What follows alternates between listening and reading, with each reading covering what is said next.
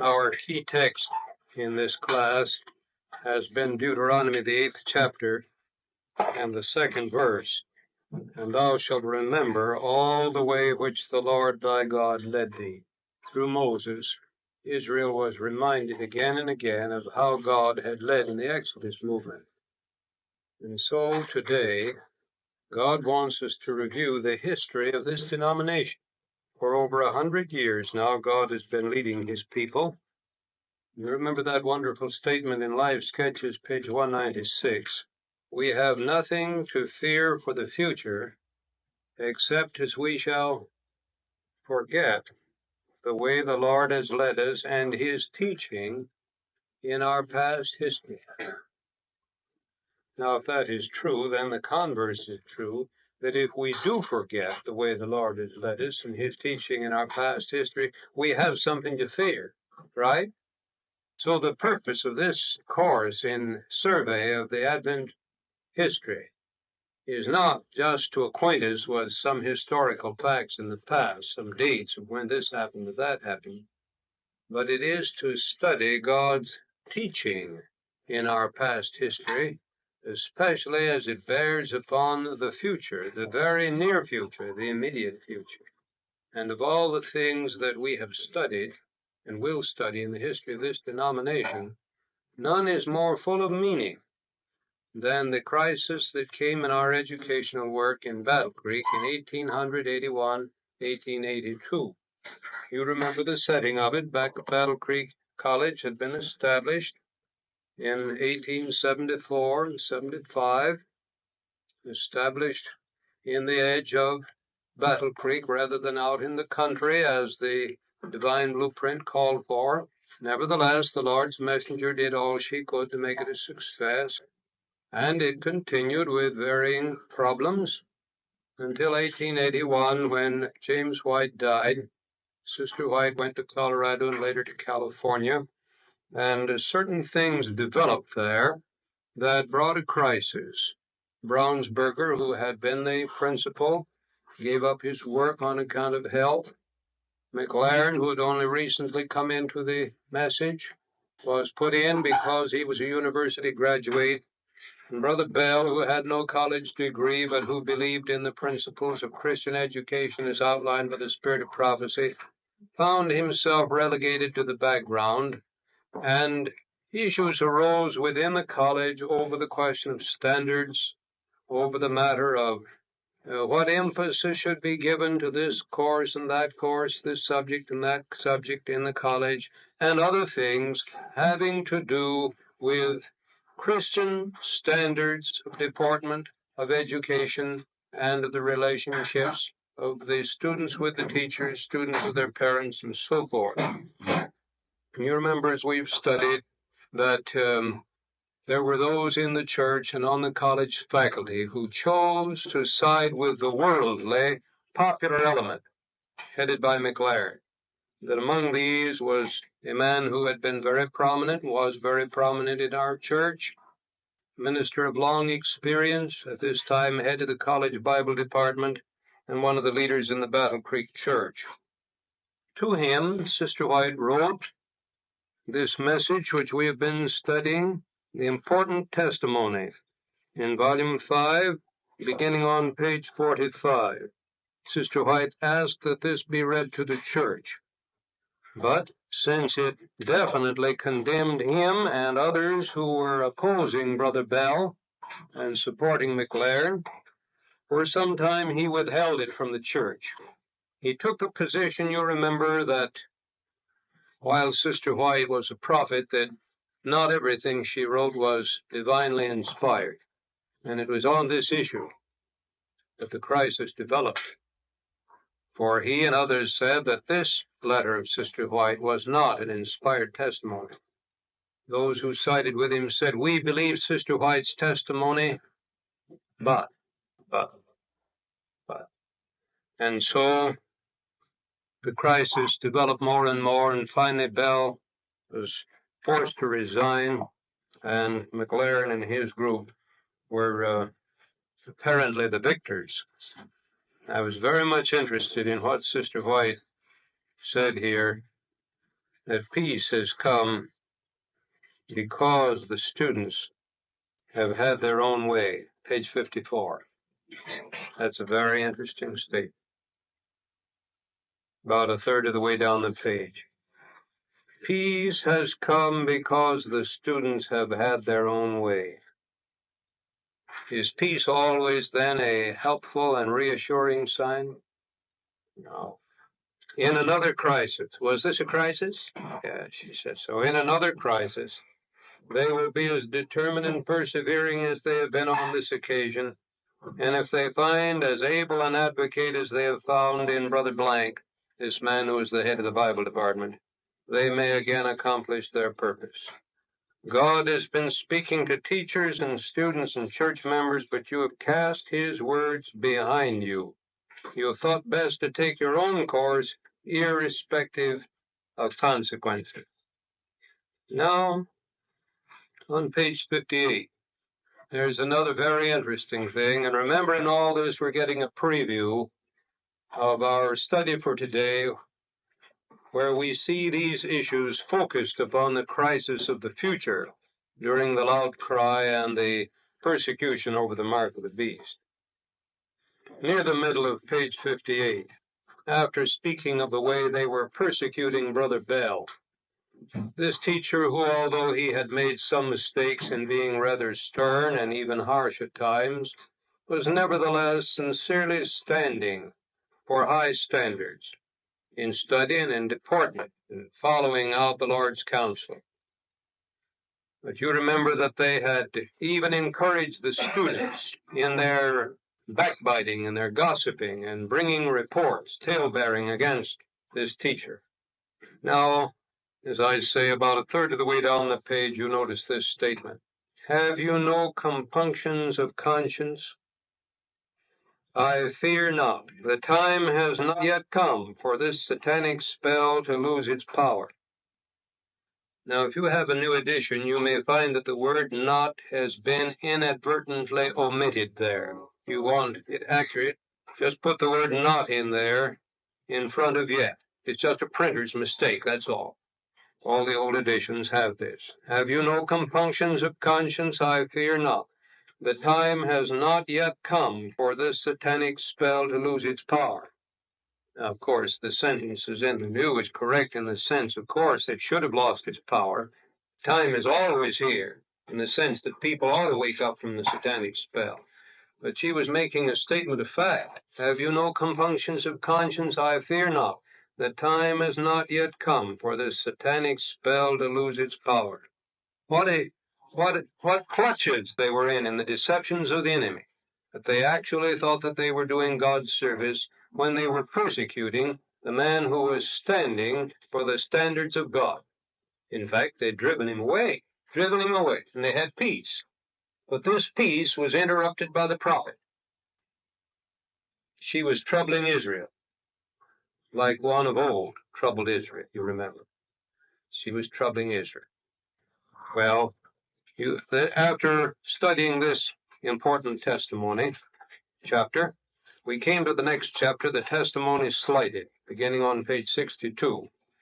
And this is the one that the Lord's messenger wrote from Healdsburg, sometime after the other one, when it had been delayed, in which he followed up the former testimony with a clear denunciation of the position of this elder and others who were taking the position that Sister White's testimonies were to be accepted only when they came through direct vision, that anything else was just her opinion, and their opinion, in this case, they felt was better than hers. She says at the bottom of 64 that insulted the Spirit of God. That insulted the Spirit of God. She speaks on page 65 of the fact that some of them were acquainted with the fact that on certain occasions she had written at midnight letters that had gone across the continent and, arriving at a crisis, saved great disaster to the cause of God. Only a short time before this, an occasion of this kind had happened. Many years later, as I came along as a young man, I was the associate pastor of our church in San Francisco, where this experience had happened long before. In the early days in starting our work in California, it had started up around Petaluma and Santa Rosa, and then not long after, the work was started in San Francisco. And the church was finally organized, and a church was erected on Laguna Street. It was in that church that I began my ministry years later. Well, in these earlier days, when the work was starting there were two ministers there. You'll be interested in this little experience, which is one of the things she's referring to, doubtless, here.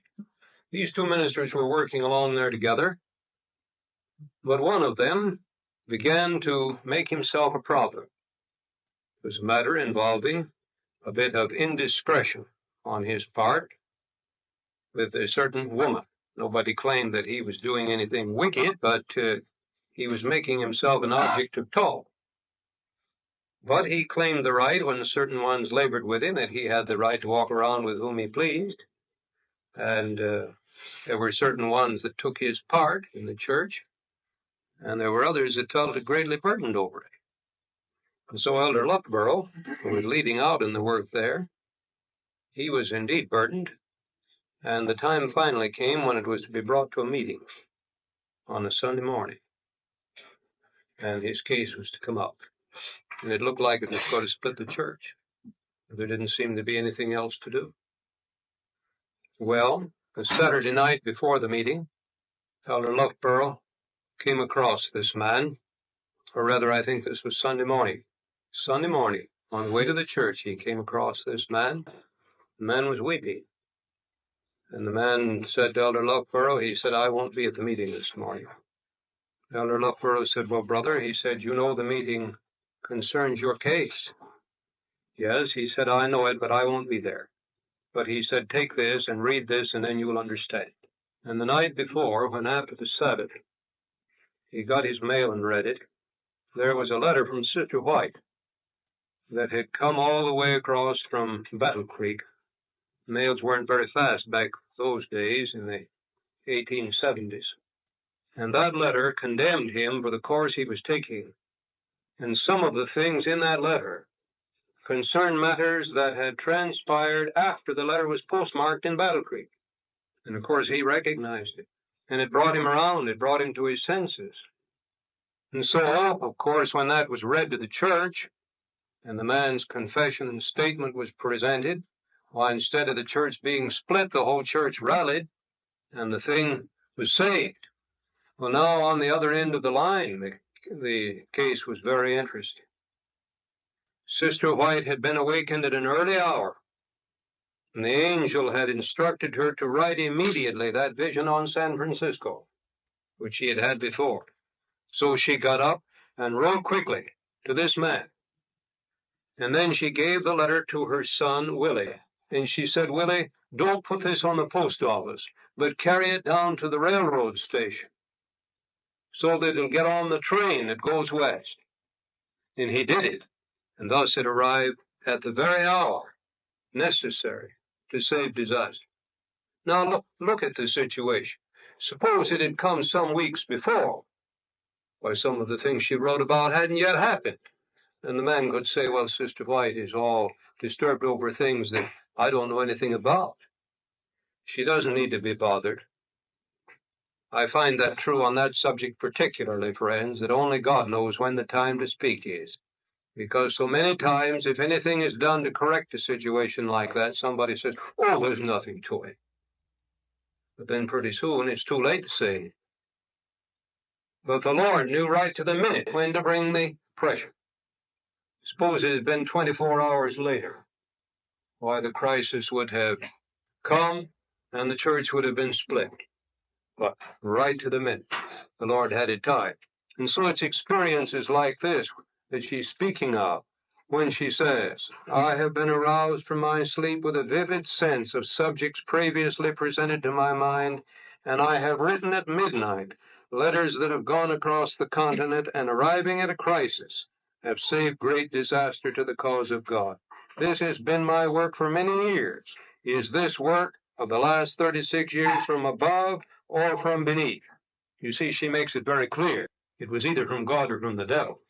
And remember, friends, in every study of religious phenomena, whenever there are miracles, you've either got God working through his mighty angels, or you've got the devil working through his powerful angels.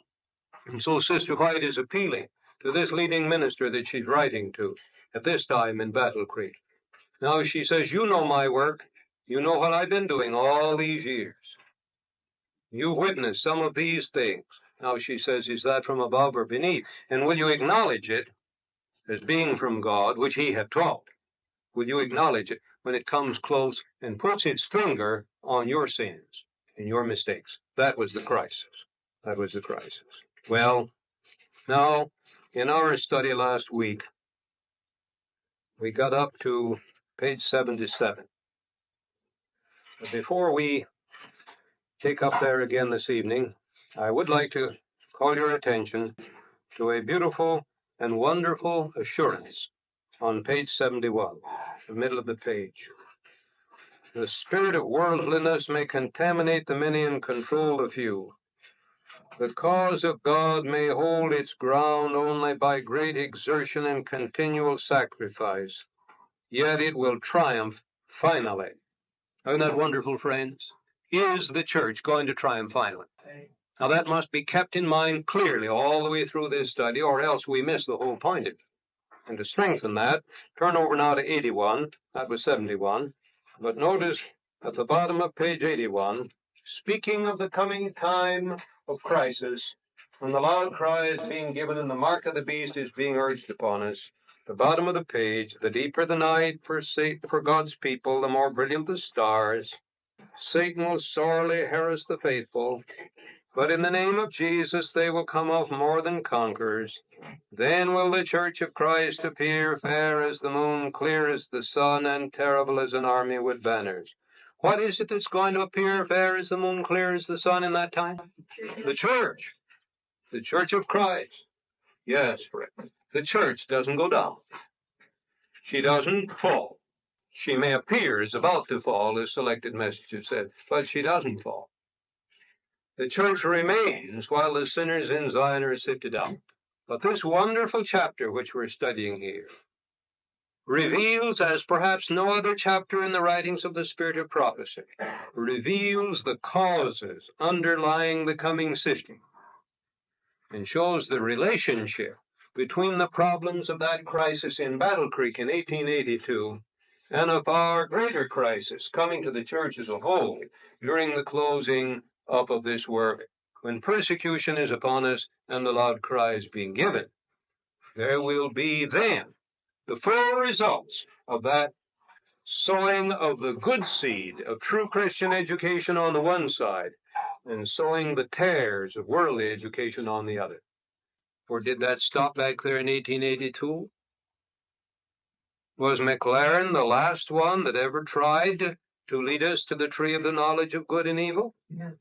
And was Bell the last one that ever led us to the fountains of living waters? No, thank God. No.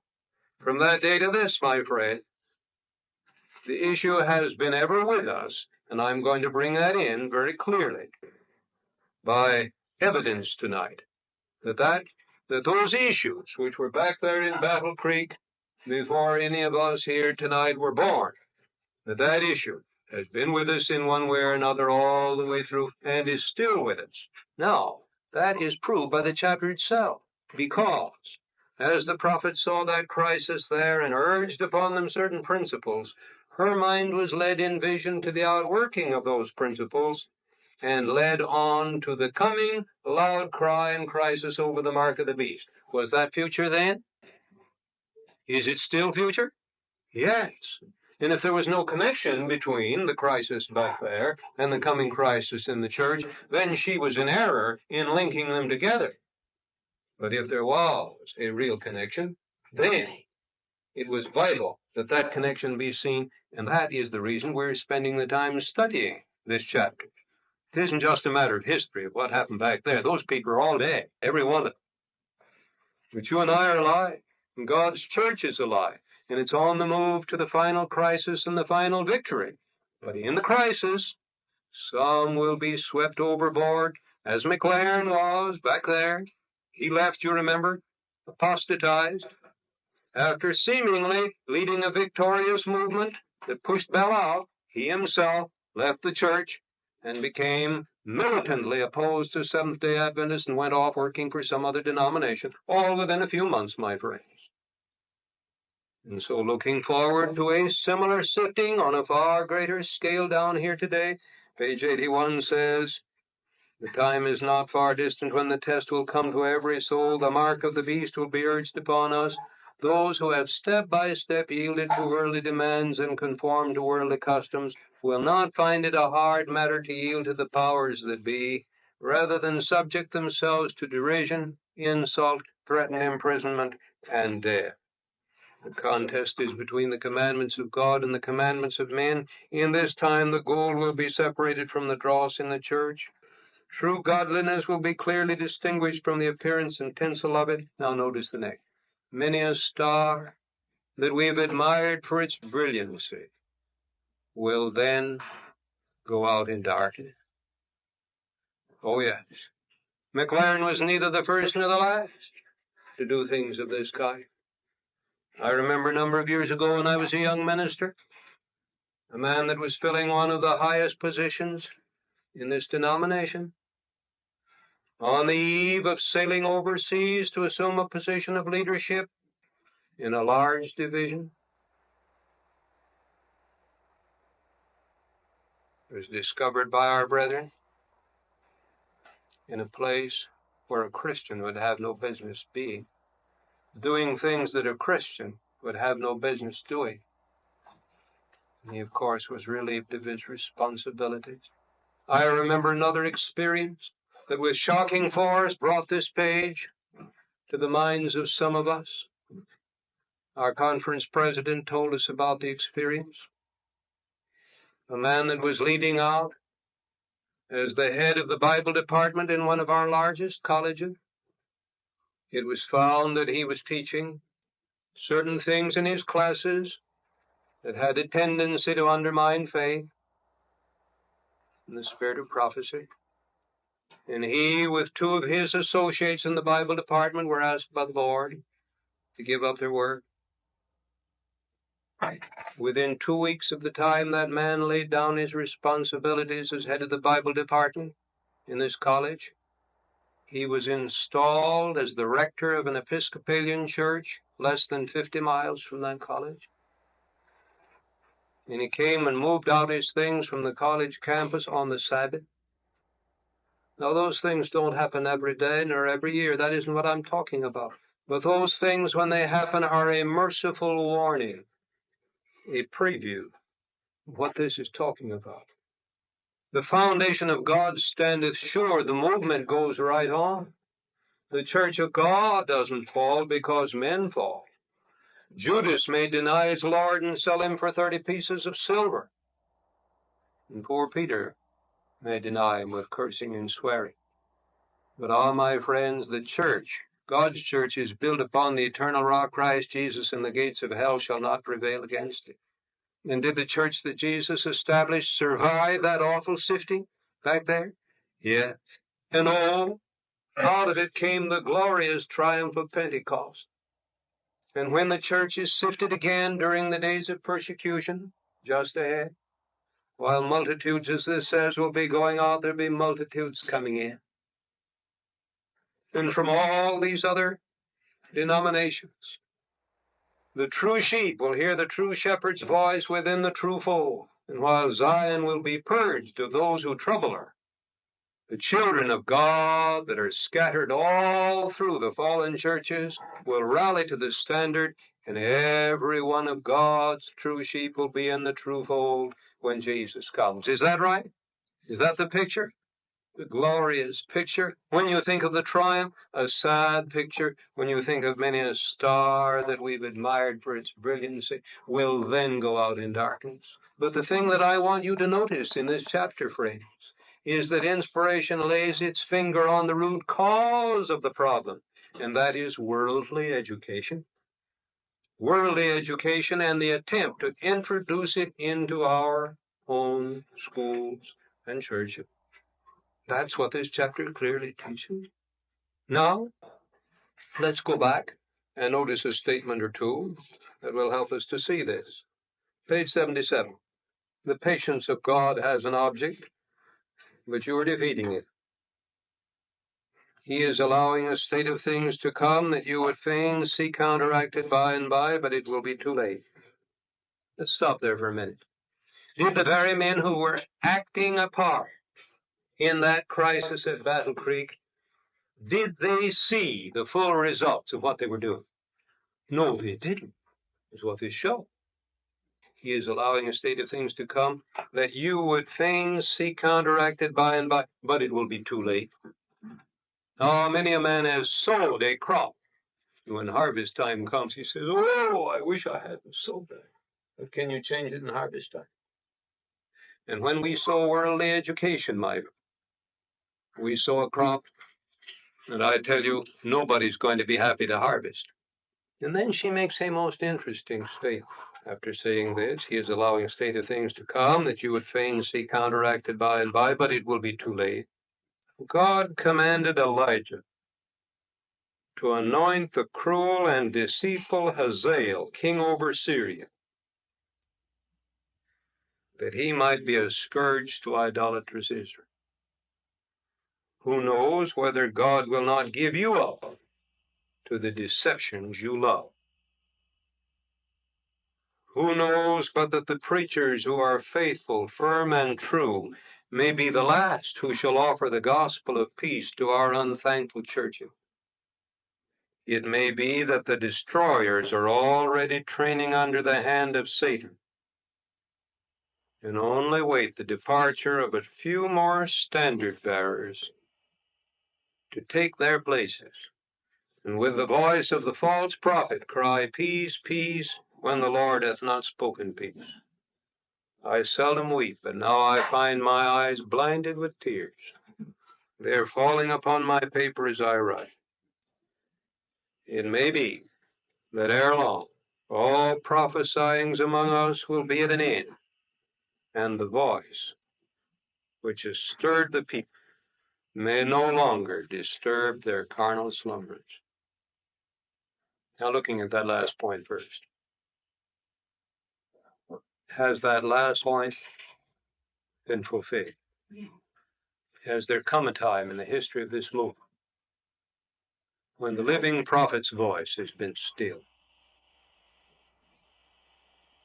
I hesitate to comment on that. There's some things here that are deep, soul-searching. I recommend that you study this paragraph on your knees. You talk to God about it, or more important, let him talk to you about it. Some things there I'd hesitate to render a human opinion of. They're deep, soul-searching. But now going back up there, there's a statement about Hazael that I want you to know. In this setting, God commanded Elijah to anoint the cruel and deceitful Hazael, king over Syria, that he might be a scourge to idolatrous Israel. Who knows whether God will not give you up to the deception you love? You remember the setting. Elijah was down there in the cave on Horeb. He finally got back in gear with God, and God said to him, now, Elijah, go back and anoint 3 men. Anoint Hazael to be king over Syria, anoint Jehu to be king over Israel, and anoint Elisha, the son of Shaphat, to be prophet in your state. 3 men were to be anointed. Now, it's easy to see why the Lord would have another young man training in as prophet when Elijah would be called away. That's easy. And we may perhaps be able to understand why the Lord would call in Jehu, who, while he was far from being a loving, kind, godlike man, nevertheless he was used to root out Ahab and Baal worship out of Israel. But what did Hazael have to do with it? Why would God send his prophet to anoint a cruel, deceitful man to be king over Syria? Well, this says it was that he might be a scourge to idolatrous Israel. Did God use heathen Nebuchadnezzar to scourge Jerusalem? It's amazing all the instruments God uses for us. He has quite a few in his toolkit. And Hazael was one back there that certainly whipped and lashed and scourged idolatrous Israel. Hazael. Now, what's the application down here today? She says, brings it right in as something that we're to learn a lesson from in this connection. Now turn over to page 79. You'll get the key to it. Near the bottom of the page. God has shown me that these men are Hazaels to prove a scourge to our people. They are wise above what is written. Oh, she doesn't leave us in doubt then as to who she means by the Hazaels. These men, now who are they? We'll go up the paragraphs and we'll read, we'll find out. But she puts the finger of the vision right on the point. And in 1882, there were certain conditions in our educational work that she said were fulfilling this prediction. But remember, this is in the setting of carrying it right on down to the loud cry time. All right, now let's see who is they. In the middle of the first paragraph, the prevailing spirit of our time is that of infidelity and apostasy. A spirit of pretended illumination because of a knowledge of the truth, but in reality of the blindest presumption. There is a spirit of opposition to the plain word of God and to the testimony of his Spirit. Was that what the issue was there in Battle Creek at that time, in the college? Why, yeah.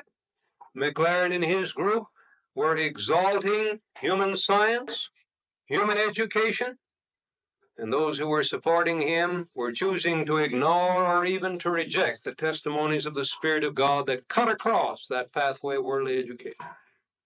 And she puts the label right on that of what? Hazael. I read on. There is a spirit of idolatrous exaltation of mere human reason above the revealed wisdom of God. There are men among us in responsible positions who hold that the opinions of a few conceited philosophers, so-called, are more to be trusted than the truth of the Bible or the testimonies of the Holy Spirit. Such a faith as that of Paul, Peter, or John is considered old-fashioned and insufferable at the present day. It is pronounced absurd, mystical, and unworthy of an intelligent mind. God has shown me that these men are Hazaels to prove a scourge to our people. Is it clear who Hazael is then? Hazael is any man among us who dares to exalt human reason above the Bible and the testimony. And if he's in a responsible position, as somewhere back there, that gives him an opportunity to do what? To scourge. Had Bell gotten a good scourging there? Several.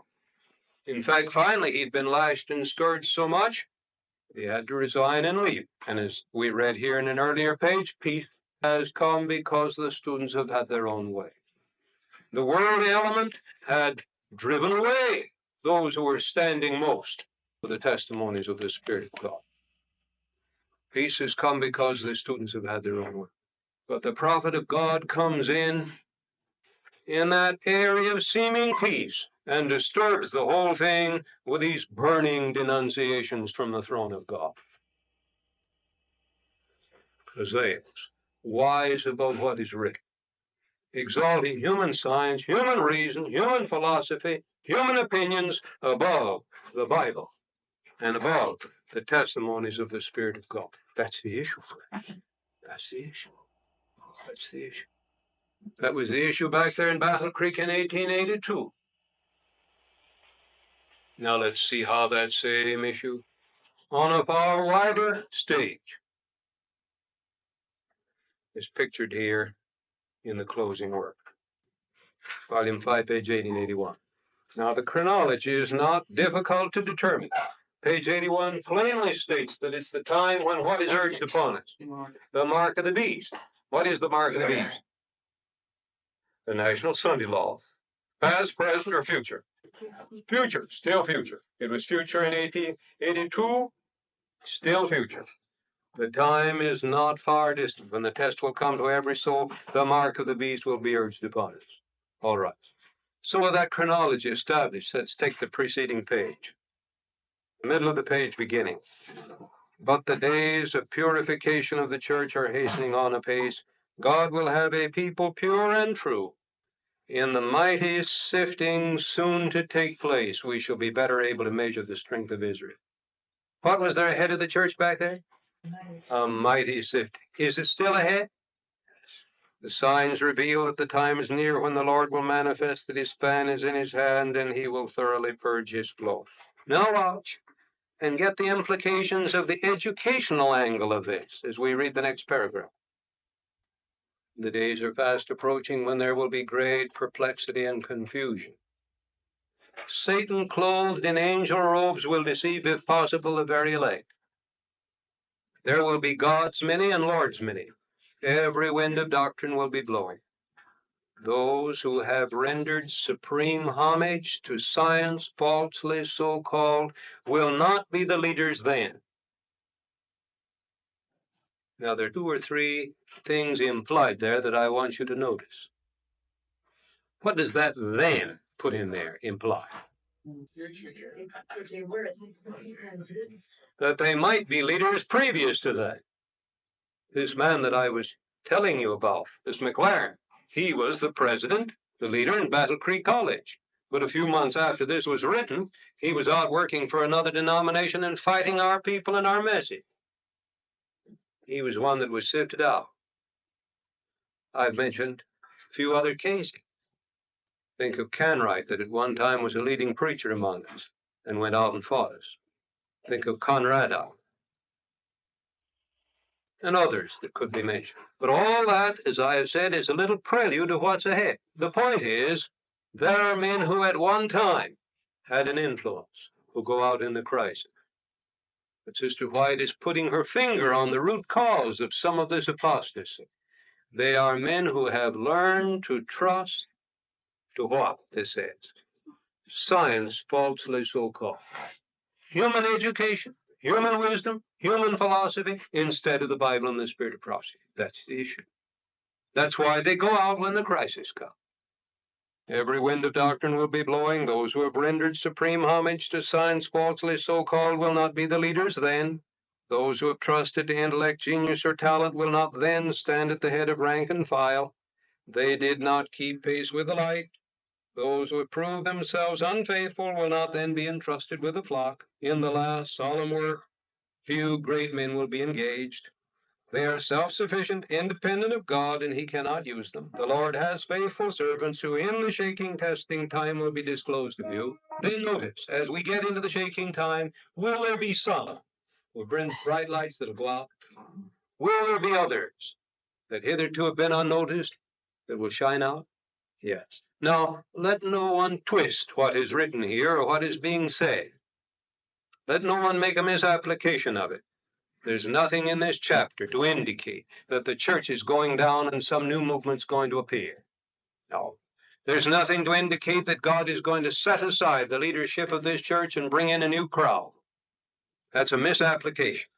But while it's very clear that the church is going to triumph and this movement goes through, it's also very clear, as we read here in plain language, the church is going to be sifted, purified, purged, all that is said here.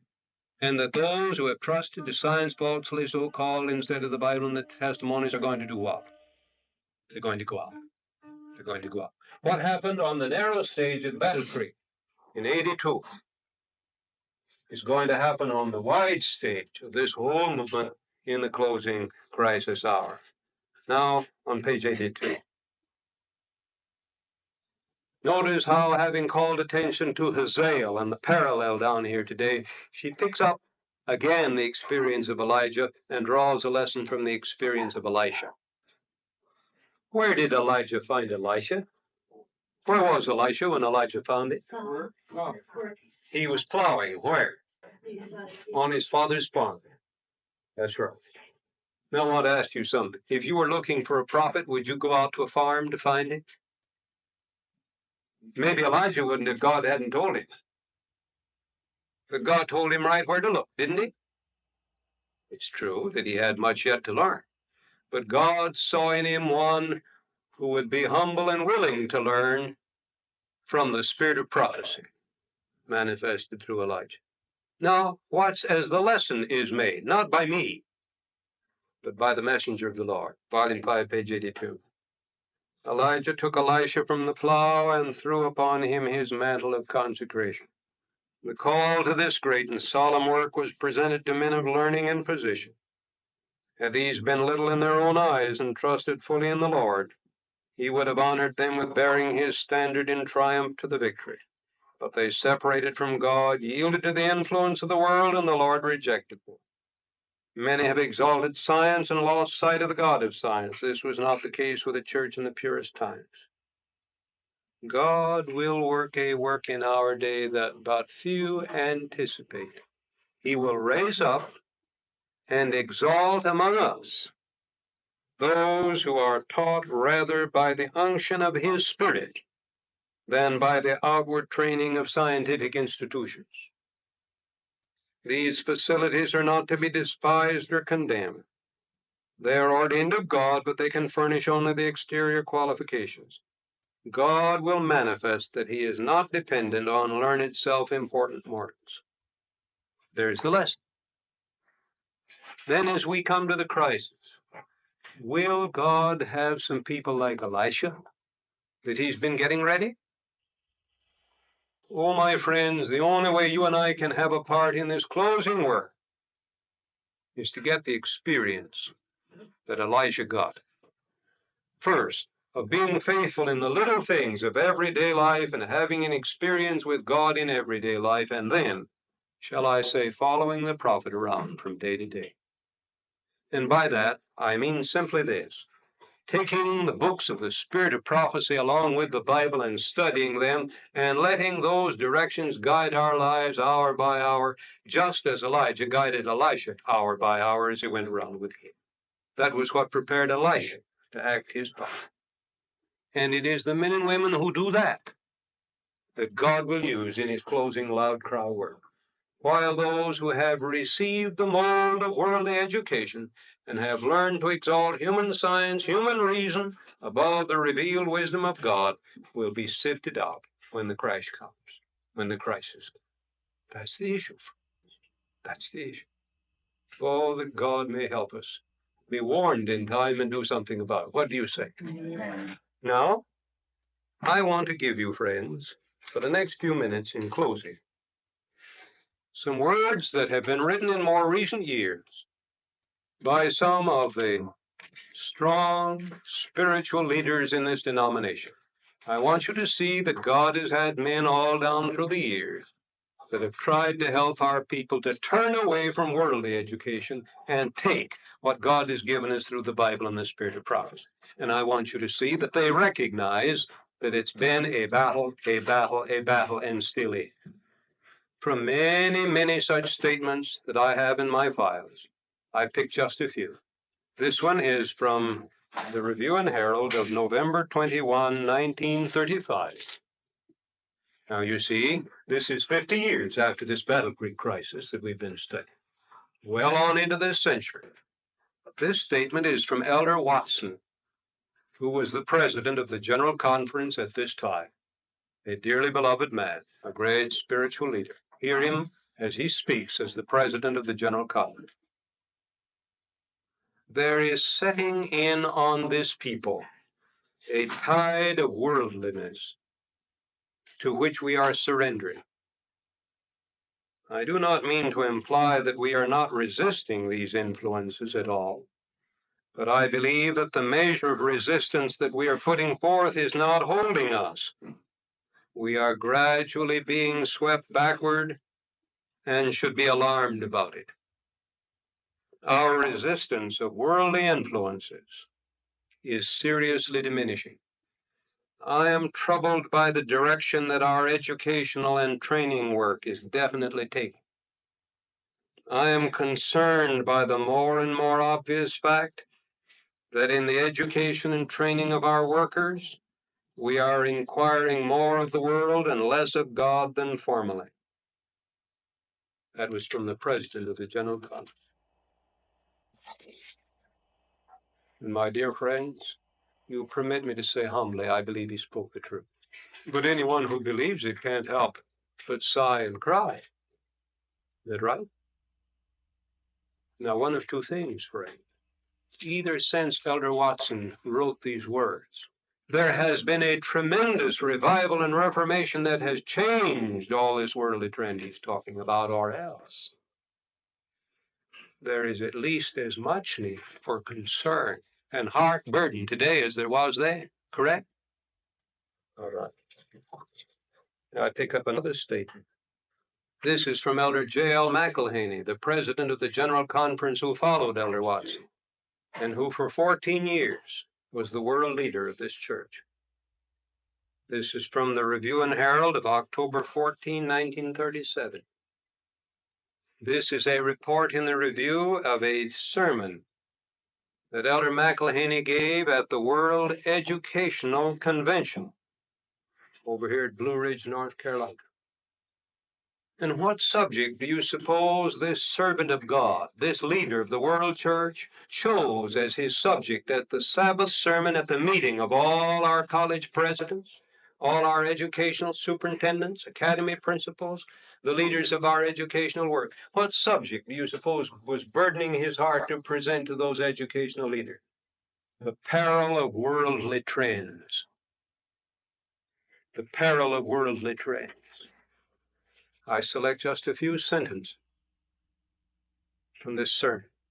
I tell you solemnly that there are forces and influences at work which, if unchecked, will render us just as unprepared for the second coming of Christ as was Israel for his first coming. Make no mistake about it, I see those influences at work. I summon you all to engage in the fight against the spirit of Sadducees, the spirit of worldly conformity, the spirit which, if allowed to go unchecked, will subvert and change the whole spirit and purpose of this movement. Is this movement today the same as it was when it passed from the hands of the pioneers over into our keeping, to our leadership and guidance? Do we have the same aims and objectives today that they had? Or have we allowed worldly contacts and policies to subvert the movement? This is no ordinary time. I want to stand here before you today as one who believes, and believes deeply, seriously, and earnestly, that the whole purpose and objective of this movement today is in the balance. Do we believe in the spirit of prophecy? We say we do. Are we among those to whom Christ said, "Ye say and do not"? I tell you, my friends, in all seriousness, that today many of our young people are confused, and their faith is broken down by what they see and hear. Oh, may God help us to come back to simplicity and faith, to obedience and right practice. I do confess, my friends, to having a heart longing to see something come to us today that will change the whole drift of things. For I believe the time has come when there ought to be such a change. And he speaks of the need of bringing the Bible into the classrooms. Not merely the Bible classes, but the other classes in our schools. He speaks of the danger in worldly amusements and in the social life. Too many of our young people are today being led into worldly conformity by some leaders who are themselves adhering to forms of worldly amusement and pleasure. My friends, I wish our young people could be kept away from all the beach parties and nudity parades and moving picture shows and other questionable places where they ought not to go, but where they are sometimes led by their leaders. I believe it is the duty of every school board and every school faculty to take steps to change things. Just how far can we go in this matter of worldly conformity?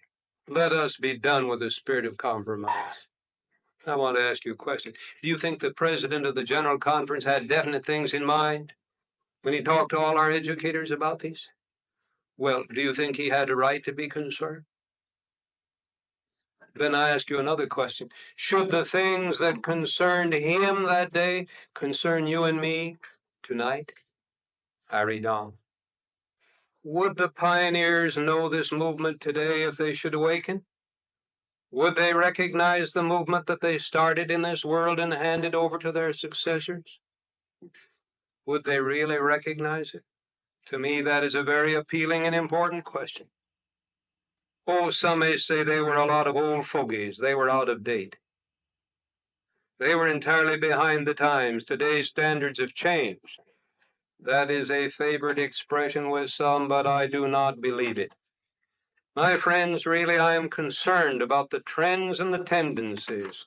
I confess a great anxiety about them. I believe what we need today, as a group of educators and leaders more than anything else, is something that cannot come to us from any committee on resolutions, and that is a revival of primitive godliness. What do you say, Fred? Well, I had other things to share with you, but the hour is closing. And so I leave you with this solemn appeal from Elder McElhaney ringing in our ears. And it's been echoed by others from time to time.